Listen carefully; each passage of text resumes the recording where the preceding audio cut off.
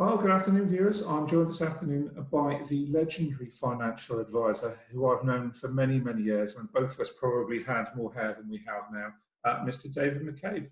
Good afternoon, sir. Good afternoon, Paul. For the viewers, would you like to just give them a brief history of who you are and what you do? So I've been in the financial services industry for 28 years. Lived in the Southampton area for 20 years now. Run a financial services business called Primary Financial Solutions, which specialises in helping clients with any mortgage and protection requirements that they may have, but we also are involved in the wealth management side of the industry. So we help a lot of our clients with investments, pensions, and just really providing a service. Well, clearly you started in financial services. If you've been in it for 20 years, when you were 4. So not that young. Give me a break. Oh, well, 6 then. Yeah, but, thanks. Without further ado, here are the start of the 5 lockdown questions I've been asking. So question 1, what would you have done differently if you and your business had been given, say, 2 months' notice that the COVID-19 crisis was going to hit us? I think the primary thing for me as a business is we were aware of COVID. We were aware that it would probably have an impact on us as a business.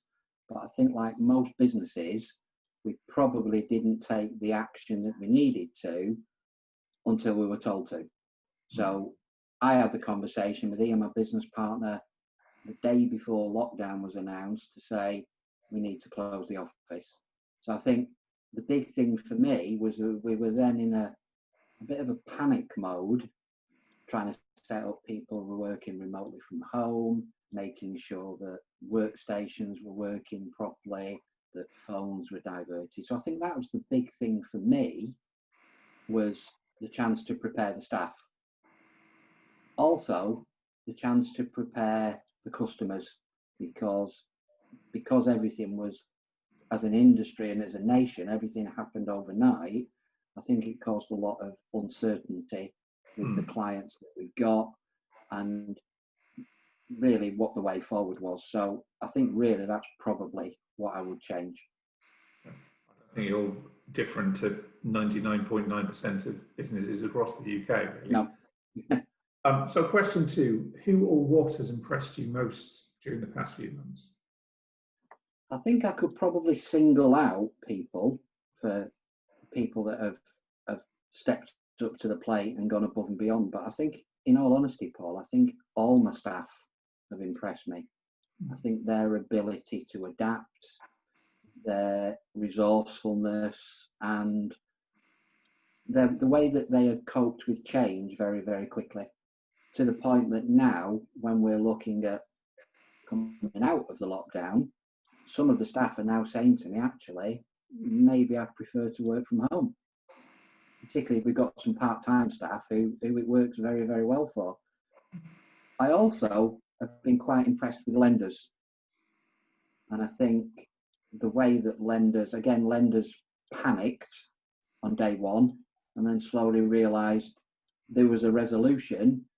And I think they've been quite helpful to their existing customers in terms of payment holidays, but they've probably let down some of the customers that they've got in their pipeline at the moment.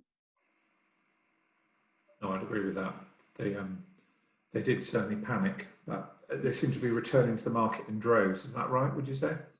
Yeah, and I think what we're waiting for now is really the high loan to value lenders to come back. I think the lenders that are funded through private equity or equity funds such as Bluestone, Together, people like that, they're the ones who perhaps have got more reticence to get back into the market at the moment. But certainly the major high street lenders are all now saying valuations, we can do them, high loan to value cases, we can do them.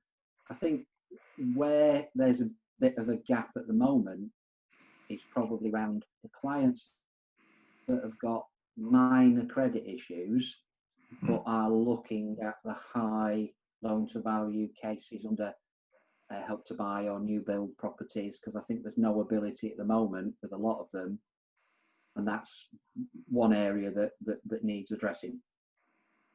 No, I see that on a day-to-day basis, actually. I think that does need addressing. Yeah. So question 3, you must have, because everyone has, what have you enjoyed the most during the past couple of months? Well, I haven't enjoyed the stress, that's for sure. I think it's been nice to spend time with the family, particularly working from home, and also particularly living where we do, is realising that there's actually lovely places out there that you can go for walks. I mean, we were fortunate enough in the fact that we actually got a new puppy just before the lockdown.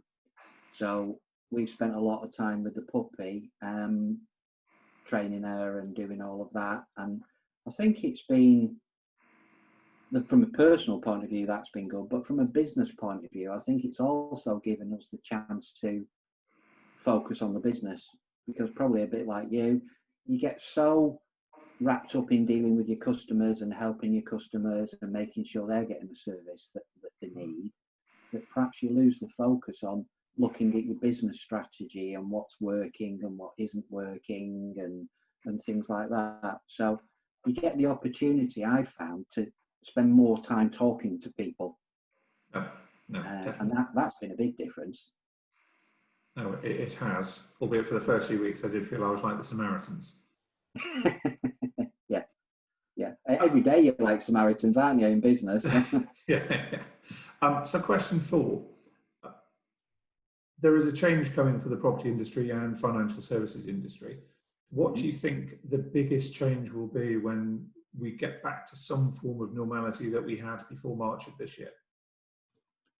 The big change, I think, is going to be around estate agents. I think estate agents, the way that they've operated in the past, I think there's more of an emphasis now on virtual tours. I think places like the non-high street estate agents, the purple bricks, people like that, I think they may take a bigger share of the market, because people won't rely anymore on the old traditional estate agency route of buying properties. And I also think that lenders have been forced, because we're not able to sit, or haven't been able to sit face to face with people.